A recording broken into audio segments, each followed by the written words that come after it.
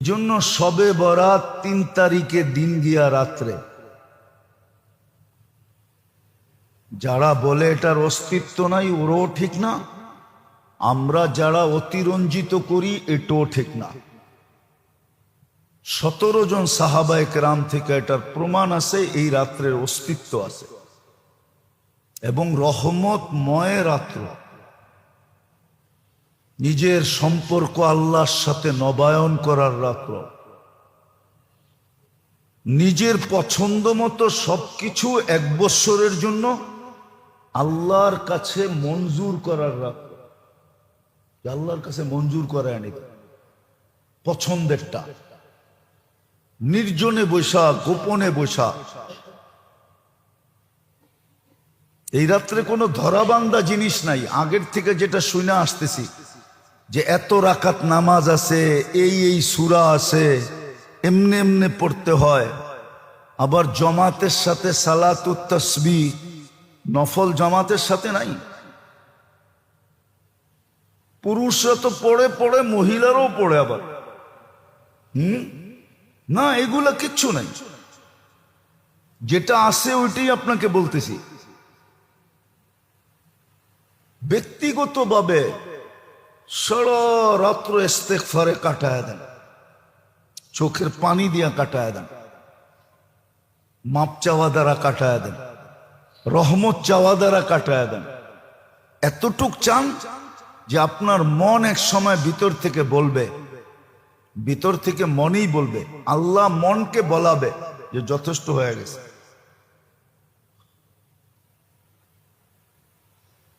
এই রাত্র রহমত নেওয়ার রাত্র। এটা রহমতে খাস, যেটা বলতেছিলাম যে ২৪ ঘন্টা তো আল্লাহ আমাদেরকে রহমতের ভিতরে ডুবায় রাখেন, এতে কোনো সন্দেহ নাই, যার কারণেই আমরা বেঁচে আছি। কিন্তু কিছু সময় আছে, কিছু দিন আছে, কিছু পর্ব আছে, কিছু মাস আছে যেটার ভিতরে আল্লাহর খাস রহমত নাজেল হয়। এটাকে টোকানো উচিত, জানা উচিত, চিহ্নিত করা উচিত, কাজে লাগানো উচিত। ছেলে পেলে কেউ বুঝান, এই রাতে পটাকা ফোটানোর রাত্র না। বাচ্চাদেরকেও ঘরে কাজে লাগান। হ্যাঁ, একটা বাংলায় প্রবাদ বাক্য আছে, যদি ওটা গ্রাম্য প্রবাদ বাক্য, বুঝবেন কিনা জানি না, বলমু? বলে আগের হাল যেদিকে যায় পিছের হালও ওদিকে যায়। আগের হাল বোঝেন? হ্যাঁ, জমি চাষ করতে এক চোটে ৫টা ৬টা হাল নামে, ঠিক না? এখন তো ট্রাক্টর চলে আসছে, আগে তো ট্রাক্টর ছিল না। ছিল তখন একাধিক হাল দিয়ে অল্প সময় জমির চাষের ব্যবস্থা করত। ওইখান থেকে প্রবাদ বাক্য আসছে, আগেরটা যেদিকে যায় পিছেরটা ওদিকে যায়। আমরা বয়স্করা যেদিকে যাব বাচ্চারা ওদিকে যাবে। আমাদের বয়স্করাই তো ঠিক না, ওরাই তো মাজারে মাজারে ঘুরতে চায়, ওরাই তো এই মসজিদ থেকে ওই মসজিদে যেতে চায়, ওরাই তো বাড়িতে একটু ভালো মন্দ পাকাইলা না। অথচ ভালো মন্দ যেদিন পাকানের দরকার ছিল ওই দিন পাকায় নাই। ভালো মন্দ পাকানের দরকার ছিল 10ই মুহররম, ওই দিন হুকুম ছিল ভালো মন্দ পাকা, সারা বৎসরের বরকত দিমু। ওই দিন খালি সাবিল লইয়া দৌড়াইছে, কি করছে? তাজিয়া লইয়া দৌড়াইছে। ওই দিন আর ভালো মন্দ পাকায় নাই। তো যেই দিন ভালো মন্দ পাকানের ওই দিন পাকায় না। যেদিন ভালো মন্দের পাকানের না, শয়তান আইনা এখানে অ্যাড করে দিছে। পাকাইতে পাকাইতে রাত শেষ, সকালের আজান দিয়া দেয় না। মা বোনদের কোনো আল্লাহর কাছে নামাজ, না দোয়া, না ইস্তেগফার, না তসবিহ, না তাহলিল, না কান্না, না কাটি, কিছুই ওদের কপালে জোটে না। আর পুরুষগুলা ভালো ভালো খায় আর এদিক থেকে এদিক করতে থাকে। আর না হইলে দেখা যাবে কোনায় কোনায় বয়া বয়া গল্প করতে থাকে, গলির কোনায় কোনায়। আর যুবকগুলা ব্যান ভাড়া করে এদিক ওদিক করতে থাকে। এই এক চিত্র ঢাকা শহরের। আল্লাহ কবে এটার থেকে বাহির করবে আল্লাহ জানে। তো যেটা বলতেছিলাম, খাস রহমতের রাত্র, কিন্তু দিনের বেলা রোজা আপনি রাখতে পারেন, কিন্তু বাধ্যতামূলক না। কেউ যদি নাও রাখলো তার উপরে আঙ্গুল উঠানো যাবে না, ইচ্ছা রাখলে আপনি বরকত পাবেন, লাভবান হবেন। হুকুম আছে, হুকুম আছে। দিনে রোজা রাখতে পারেন, কিন্তু রাত্রটাকে বরকতময় মনে করা, নির্জনে বৈশা নিজের সারা বৎসরের, হতে পারে সারা জিন্দিগির মাংনেওয়ালার উপরে কিন্তু দাতার মন কি ঘুরে, ঠিক না? হ্যাঁ, মাংনেওয়ালা এরকম টেকনিক জানে যে দেনেওয়ালা পুরা বান্ডেলি উঠে দিয়েছে। ওর চাওয়ার টেকনিকের উপরে নির্ভর করে, ঠিক না? আর আরেকজনের চাওয়ার টেকনিক জানে না, একটা টাকাও মিলে না। আর আরেকজনের চাওয়ার টেকনিক মিলে, ওর কাছে বান্ডেল উঠে দিয়ে দিয়েছিল। আমাদেরকেও এই রাত্রে টেকনিক শিখতে হবে। আল্লাহ আমাদেরকে বুঝার তৌফিক দান করেন, আমল করার তৌফিক দান করেন। যেরকম কাটাইলে রহমত আমাদেরকে ডাইকা নিবে, সারা বৎসরে আমি আমার পক্ষে নিজের ইচ্ছা মতো পছন্দের সবকিছু আল্লাহর কাছে মঞ্জুর করাইতে পারব। ওমা আলাইনা ইল্লাল বালাগ।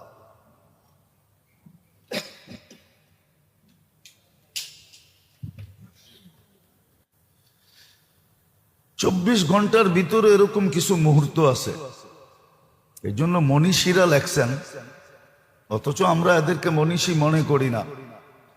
আজকে সমাজ তো মনে করে জেনারেল শিক্ষিত, শিক্ষায় যারা শিক্ষিত এরাই বড় মনীষী, ঠিক না?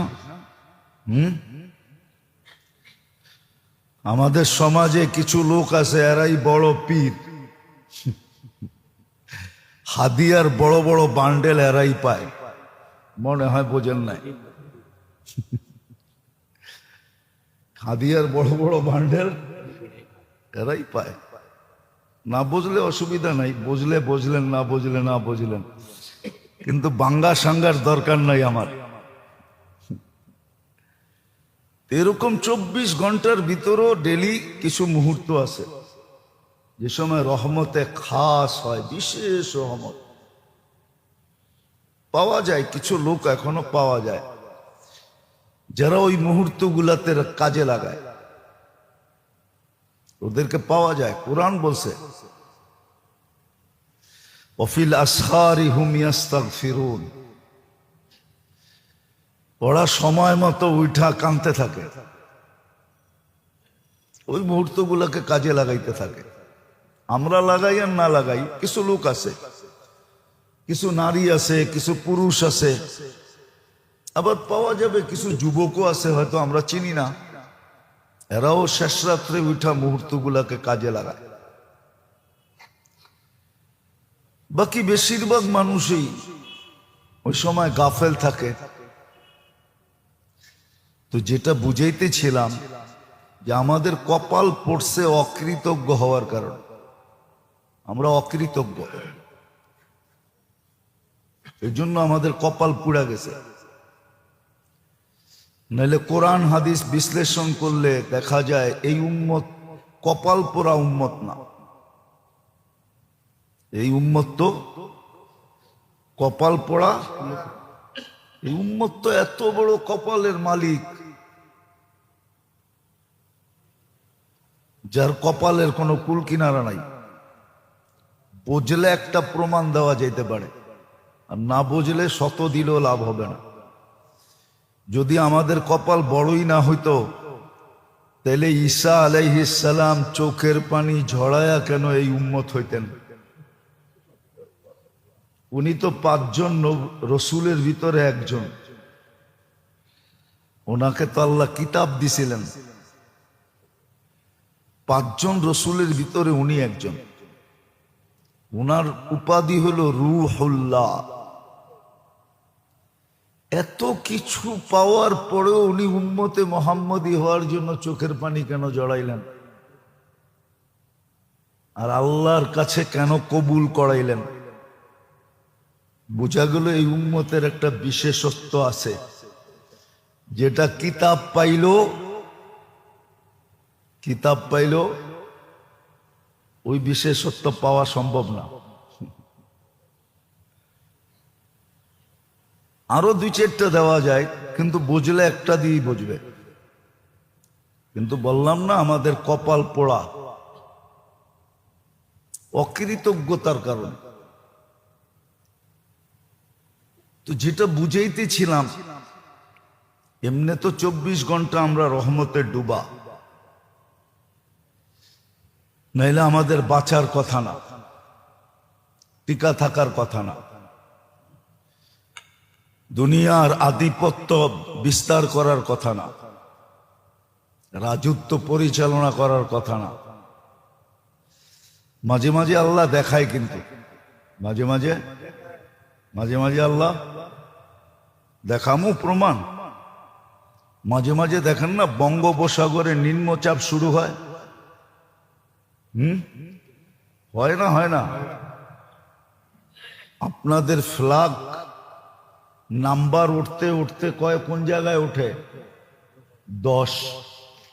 ওটার নাম কি দেয়? মহা বিপদ সংকেত, ঠিক না?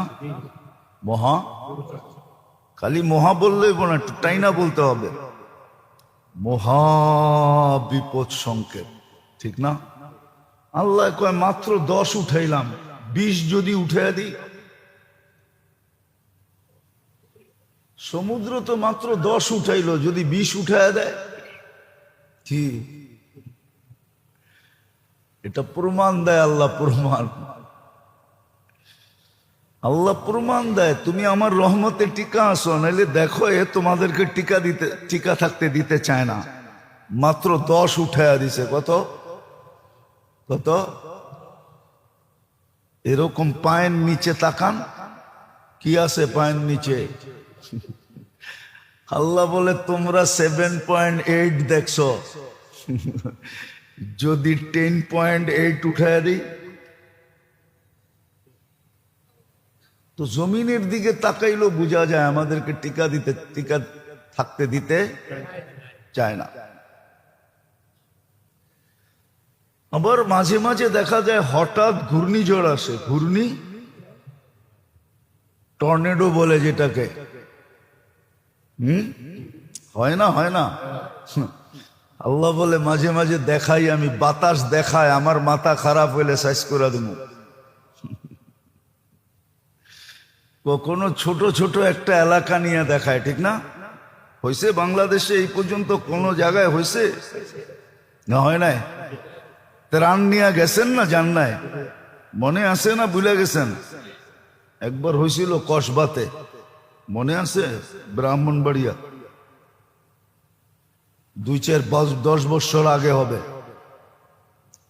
দিনের বেলা হঠাৎ হয়েছিল, গ্রামকে গ্রাম উজাড় করে ফেলছে, মাটির নিচে গাড়া কল পর্যন্ত উঠে লয়ে গেছে।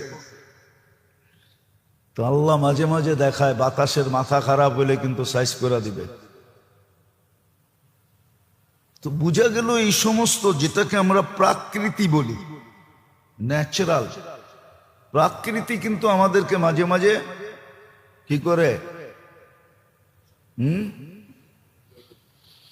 মাঝে মাঝে আমাদের বিরুদ্ধে চলে যায়। যদিও মানুষ বিভিন্ন নাম দেয়, আল্লাহ বলে তোমরা বাইচা আছো শুধু আমার রহমতের কারণে। আর কত যুক্তি দিমু, আর কিভাবে দিলে বুঝবেন? তো বলে একটা ব্যাপক রহমত, আর একটা হলো খাস রহমত, বিশেষ বিশেষ মুহূর্তে আসে।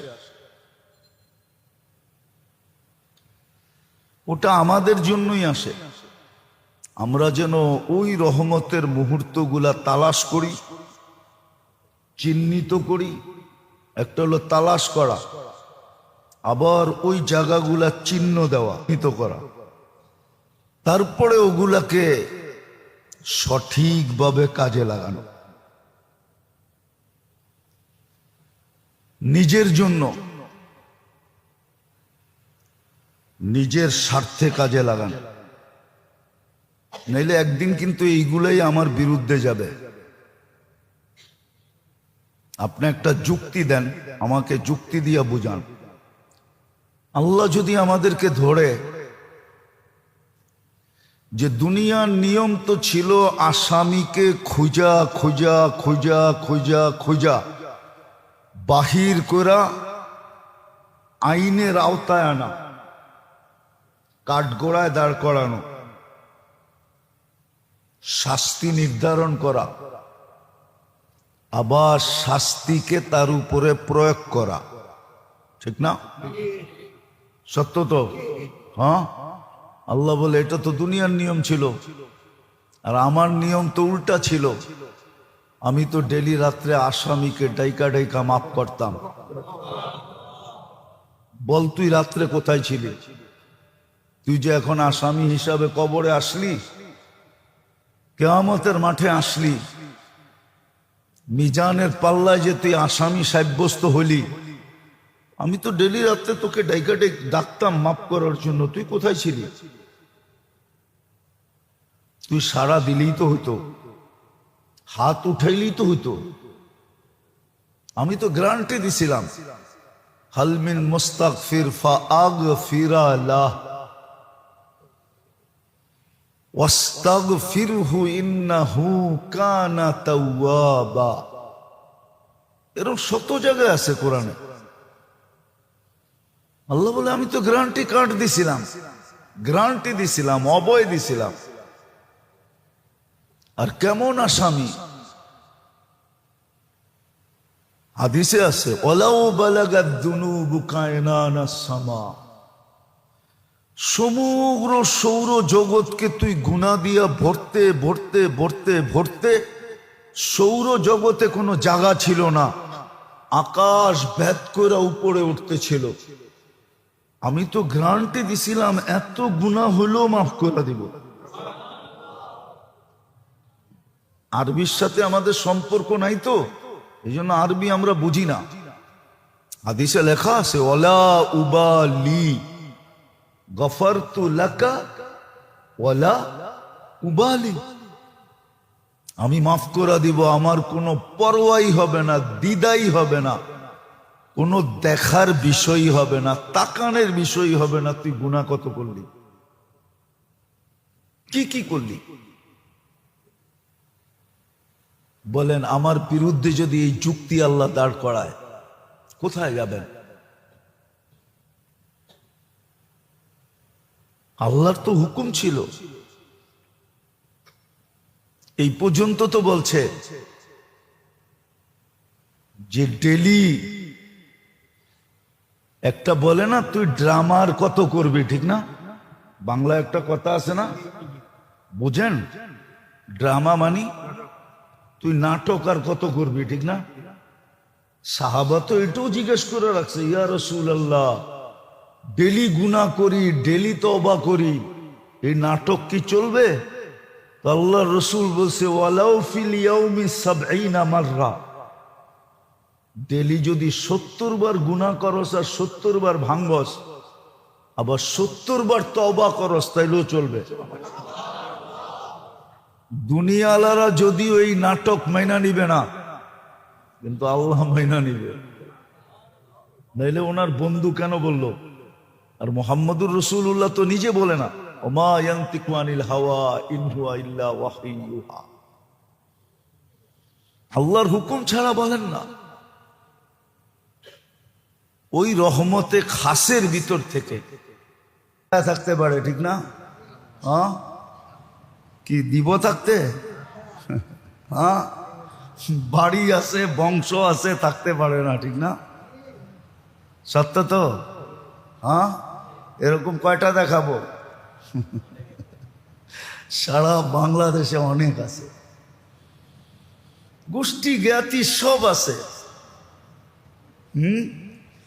আমি তো বলি, আবার শুনলে মিডিয়ায় কথা চলে যাবে, আবার ওনারা খারাপ মনে করে কিনা, বলে এই আহসান মঞ্জিল না বানায় যদি মাজার বানাইতো তাইলেও মনে হয় কিছু কামাই এখান থেকে আসতো, তাইলে খাইতে পারতো।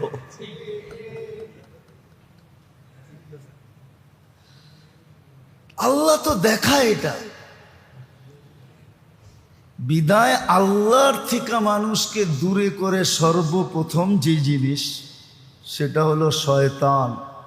তার কাজই মানুষকে না, বিশেষ করে মুসলমানকে, উম্মতে মুহাম্মদীকে আল্লাহর থেকে দূরে করা, এটাই তার মিশন। এই জন্যই সে বলছে লাক উদান্না আলা সিরাতিকাল মুস্তাকিম,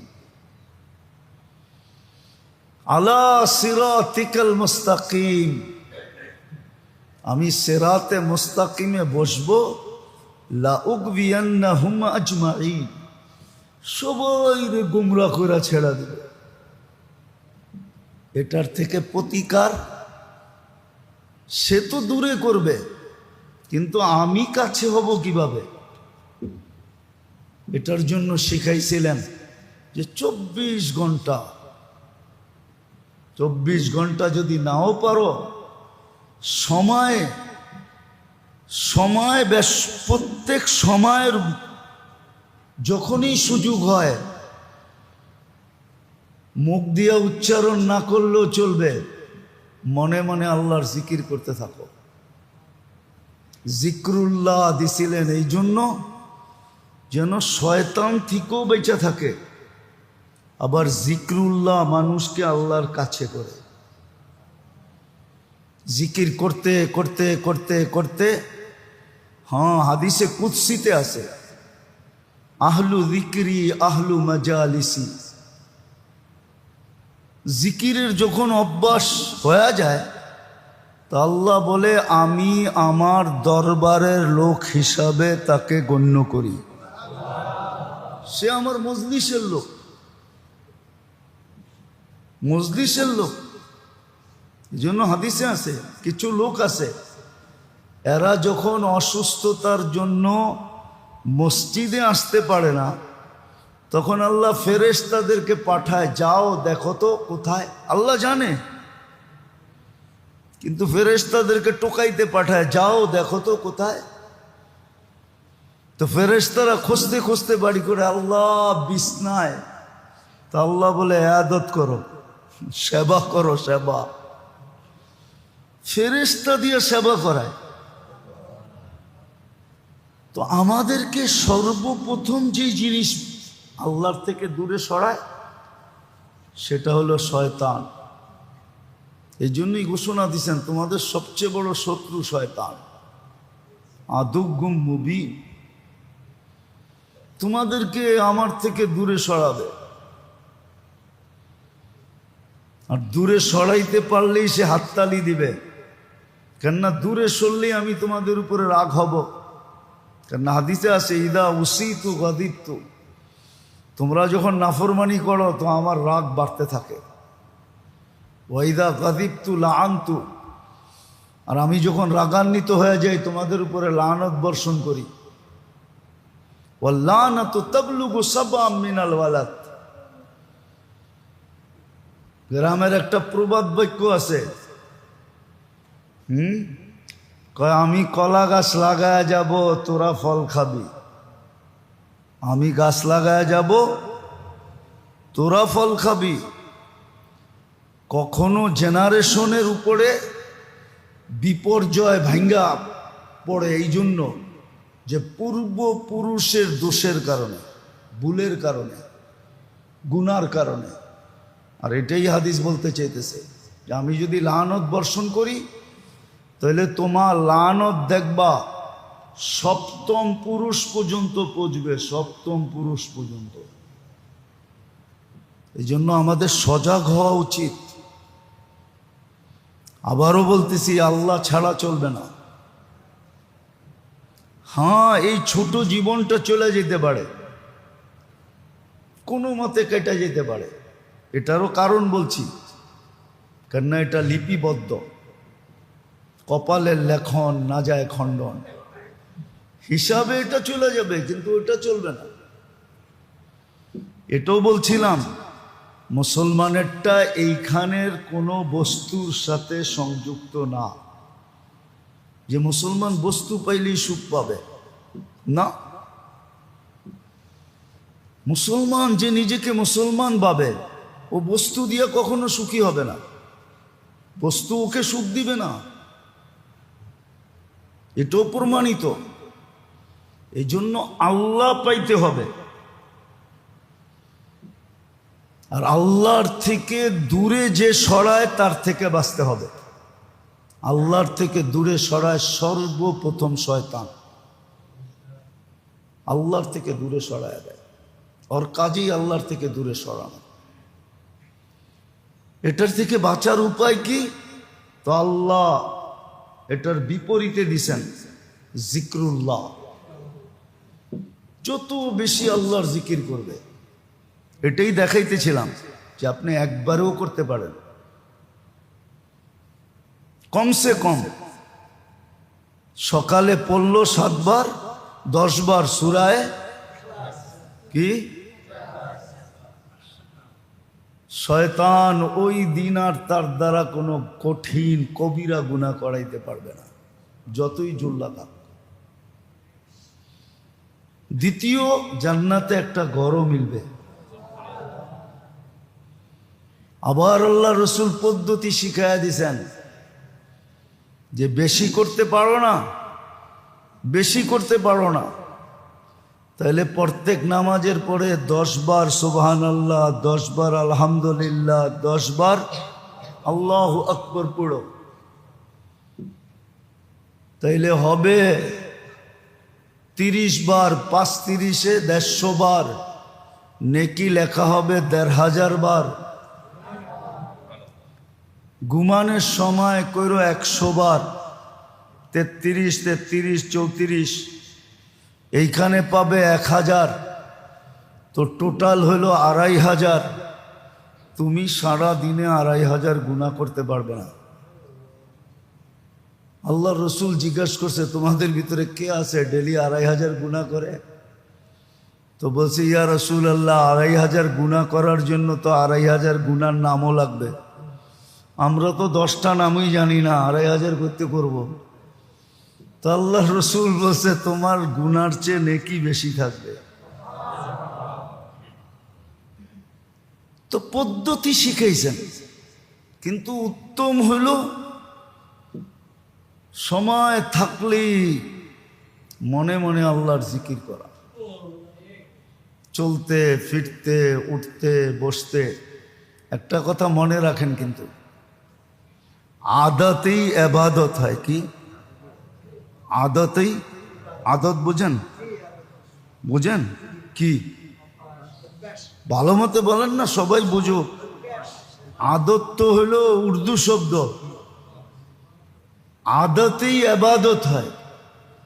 অভ্যাস যখন হয় তো অভ্যাসটাই ইবাদতে রূপান্তরিত হয়। এই জন্য শয়তান মানুষকে আল্লাহর থেকে দূরে করে। সবগুলা খোলার সময় তো হবে না, একটা দুটেই বলতেছি আজকে। শয়তান মানুষকে আল্লাহর থেকে দূরে করে, আর শয়তান থেকে বাঁচার সবচেয়ে বড় পদ্ধতি হলো জিক্রুল্লাহ, আল্লাহর জিকির করা, আল্লাহর জিকির করা, অভ্যাস করা। আবার এটাও শিখিয়ে দিয়েছেন আফজালুজ জিকির কোনটা। বলছে লা ইলাহা ইল্লাল্লাহ, সুবহানাল্লাহ, আলহামদুলিল্লাহ। যেই কোনো জিকিরই করেন, নাইলে আল্লাহ আল্লাহই করেন। বিদায় মেরে দোস্ত, আল্লাহ আল্লাহ করার দ্বারা আল্লাহ সঙ্গে হবে, কাছে হবে, আল্লাহর নৈকট্য অর্জিত হবে, আল্লাহর বন্ধুত্ব মিলবে, আল্লাহ বন্ধু হয়ে যাবে। আপনি আল্লাহর মজলিসের লোক হবেন, আহলু যিকরি আহলু মাজালিস। যারা সদা সর্বদা আল্লাহর জিকির করে তারা আল্লাহর মজলিসের লোক, তারা আল্লাহর মজলিসের আহলু জিক্রি আহলু মাজালিসি, আল্লাহর মজলিসের লোক হিসেবে গণ্য হয়, আল্লাহর কাছের লোক হিসাবে গণ্য হয়, আল্লাহর প্রিয় পাত্র হিসাবে গণ্য হয়। তখন শয়তান থেকে সমুদ্রের ফেনা সমান, বালির কণা সমান হয়, তারপরও মাফ হয়ে যাবে।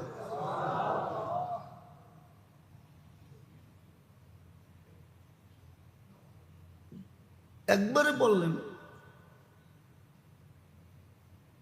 এই দুরূদ যে 3 বার পড়ে, আস্তাগফিরুল্লাহ আল্লাযী লা ইলাহা ইল্লা হুয়াল হাইয়ুল কাইয়্যুম ওয়া আতুবু ইলাইহি, লা হাওলা যেতে হবে না। কঠিন? 3 বার পড়লে সব গুনাহ মাফ, সমস্ত গুনাহ মাফ। এক সাহাবী পড়তেছিলেন, মাগফিরাতুকা আওসাউ মিন যুনুবি রহমাতুকা আরজা ইনদি মিন আমালি। আল্লাহ রসুল দূরের থেকে শুনতেছিলেন, আল্লাহ রসুল বলতেছেন আরেকবার পড়, তো আরেকবার পড়ছে। আল্লাহ রসুল বলছে আরেকবার পড়, আরেকবার পড়ছে। কয়বার হইল? আল্লাহ রসুল বলতেছে তোর পিছনের সব মাফ। কঠিন? হায় হায়, সত্য তো এটাই ছিল। সত্য তো এটাই ছিল, সত্য তো এটাই ছিল যে মুসলমান এগুলাই করবে, আর মুসলমানের সুখ শান্তি দেখা মানুষ অন্যেরা ঈর্ষা করবে, আর টাকা দিয়া হইল এই শান্তি কিনা নিতে চাবে, এই শান্তির সমাজে থাকতে চাবে। এটাই ছিল নিয়ম। কিন্তু আফসোস, বুঝেই তো পারি না, বুঝতেও পারি না, না আমি বুঝতে পারছি না আপনাদেরকে বুঝাইতে পারছি। এই জন্য মেরে দোস্ত, আল্লাহ ছাড়া আমাদের জীবন চলবে না।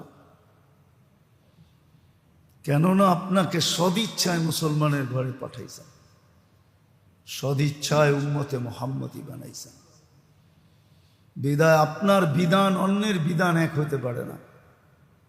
বিদায় আপনার জন্য সবচেয়ে বড় আল্লাহ সঙ্গে থাকলেই চলবে।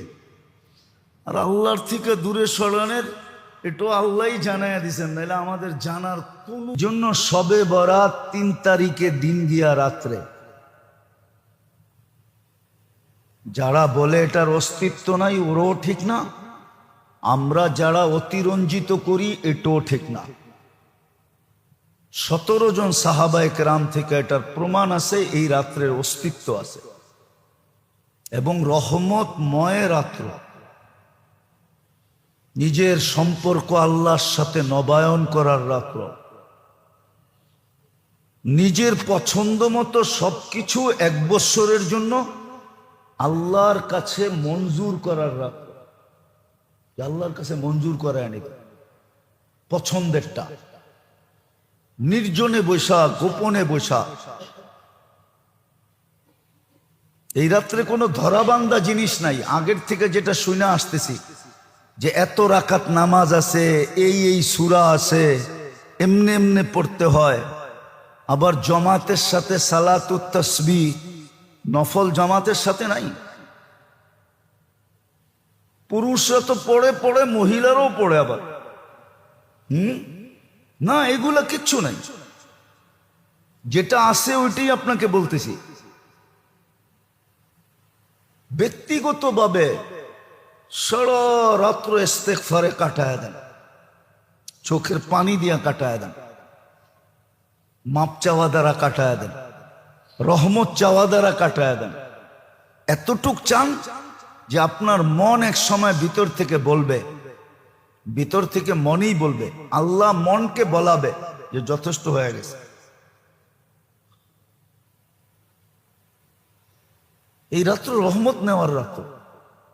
এটা রহমতে খাস, যেটা বলতেছিলাম যে 24 ঘন্টা তো আল্লাহ আমাদেরকে রহমতের ভিতরে ডুবায় রাখেন, এতে কোনো সন্দেহ নাই, যার কারণেই আমরা বেঁচে আছি।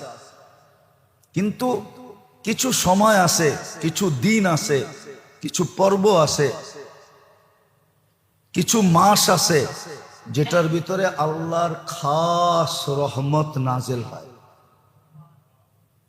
এটাকে টোকানো উচিত, জানা উচিত, চিহ্নিত করা উচিত, কাজে লাগানো উচিত।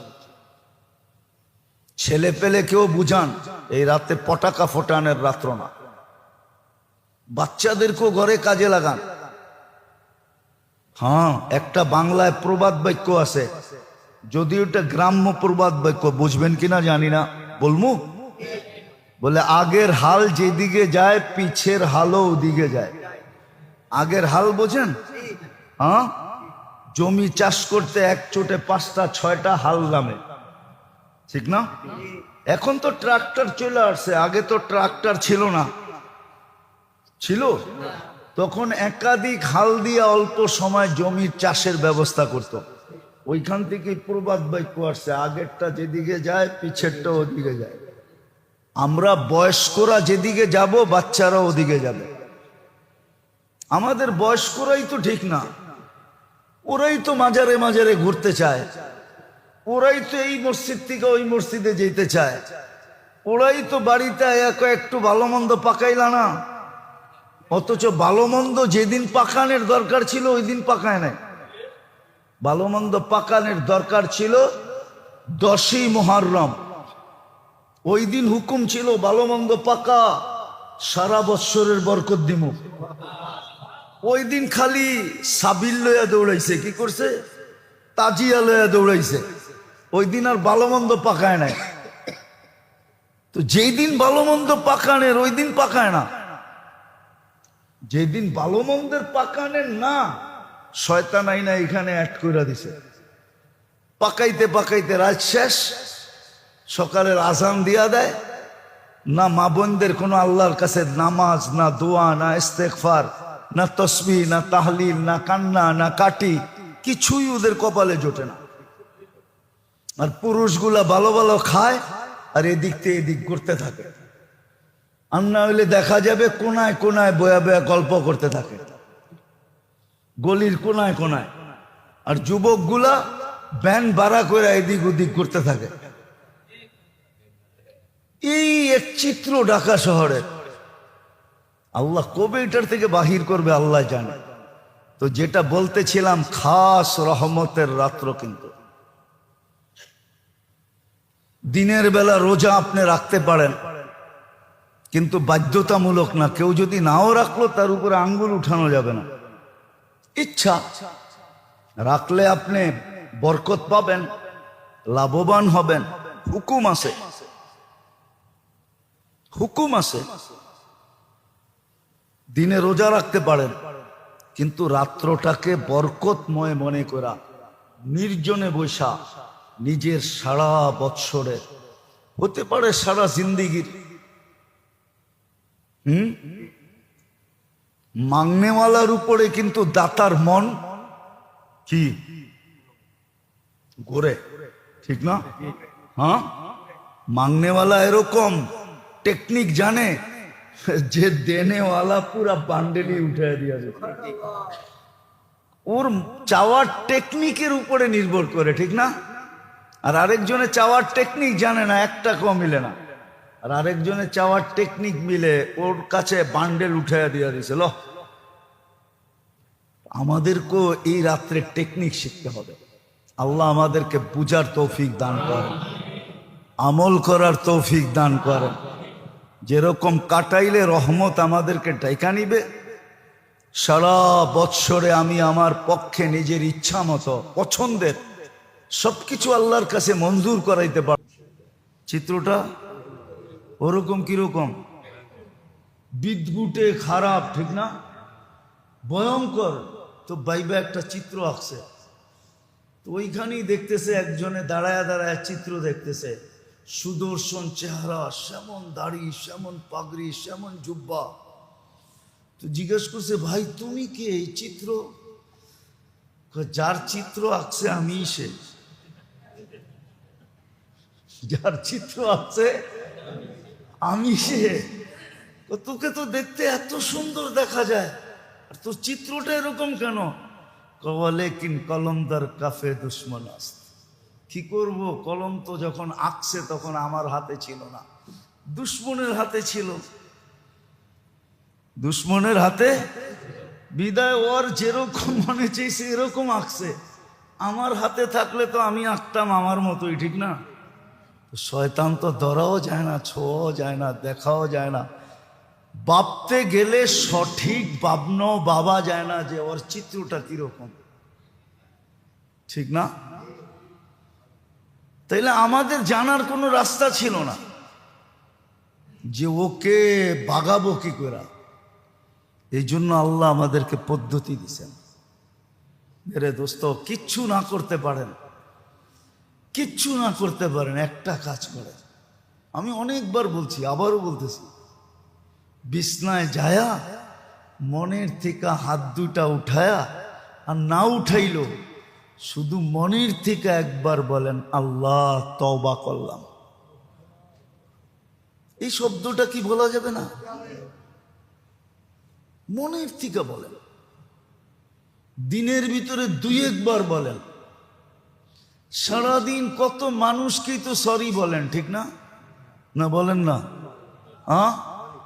বলেন না? না বলেন না? এমন লোক নাই ডেলি 2-1 বার সরি না বলে কাউকে। মাপ চাই বাবা, বলেন না?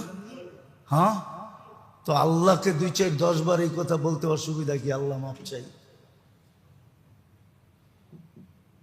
কিন্তু আপনি যাকে বললেন মাপ চাই, সে যতটুকু খুশি হইল আপনি জানলেন না। আমি হাদিস শুনাইতেছি আপনাদেরকে। বন্দা যখন মনের থেকে তওবা করে, তা আল্লাহ সমগ্র আকাশকে আলো দ্বারা সুসজ্জিত করেন। বিশেষ ফেরেশতা আছে, ওরা এই কাজে নিয়োজিত। তো অন্য ফেরেশতারা জিগায় এই সুসজ্জা কেন? তোরা জবাব দেয়, আবদু তাবা আবদুম মিন ইবাদিল্লাহ, আল্লাহর বন্দা থেকে একজন বন্দা আজকে ভুল বুঝা আল্লাহর কাছে তওবা করছে। এই খুশিতে এই সজ্জা। এই জন্য ডেলি 2-4 বার আল্লাহকে সরি বলেন, ইনশাআল্লাহ শয়তান থেকে বেঁচা যাব। বাকি আরো কয়েকটা রয়ে গেছে, সুযোগ থাকলে পরে শোনানো হবে। আল্লাহ যদি হায়াত রাখে, সুযোগ হয়, দেখা হয়, তাহলে ইনশাআল্লাহ শোনানো হবে দাপে দাপে। কিন্তু আজকে এটা দিলে গাইথানেন যে ডেলি সকালে হোক বিকালে হোক, যখনই মনে উঠবে তখনই কমসে কম তওবা করব। আর আল্লাহ আল্লাহ জিকির করা মনের মাধ্যমে অভ্যাস করব। পারবেন? না ইনশাল্লাহ কয়া বাইরে যারা ভুলে যাবেন, কেন ও কিন্তু আমাদের সাথেই আছে। ও হাসতেছে, ও বলতেছে, মৌলবি তুই যতই তেল মারস না কেন বাইরক, আমি এমন স্প্রে বানাইছি। দেখেন না, আধুনিক স্প্রে আসছে এখন, দেখছেন? দেখেন নেটে, দেখেন। আপনারা তো আমার চেয়ে বেশি দেখেন, ঠিক না? আধুনিক বিভিন্ন ধরনের স্প্রে আসছে। স্প্রে চিনেন তো? পুরা রং উঠানের স্প্রে, কত কিছু যে মানুষ বানাইতেছে কেমিক্যাল দিয়া। শয়তান কয়, তোরা যতটি বানাস আমি সুপারটা বানায় থইয়া দিছি। মলবি যতই তেল মারস না কেন বাইরেতে দে এক স্প্রে সব সাইজ। কি এটাই হবে? এটাই হবে? এটার জন্য দোয়া আছে, লা হাওলা ওয়ালা কুওয়াতা ইল্লা বিল্লাহ। এটা আরশের ভান্ডার থিকা এই উম্মতকে আল্লাহ দিছেন। লা হাওলা ওয়ালা, লা হাওলা ওয়ালা কুওয়াতা ইল্লা বিল্লাহ। কসম খোদার, এটার আমেল তো কেউ হয় না। যদি কেউ আমেল হইতে পারে এটার, খোদার কসম, ওই হাত দিয়া খলিফা বুরুজ উঠায় এরকম রেখা দিতে পারবে। ওটার প্রমাণ আছে আমার কাছে। যদি এটার আমেল হইতে পারে, লা হাওলা ওয়ালা কুওয়াতা ইল্লা বিল্লাহর যদি আমেল হইতে পারে, তাহলে ও পাহাড় এরকম আঙ্গুল মাইরা হাতে উঠাইয়া এরকম দাঁড়া করায় ধরে।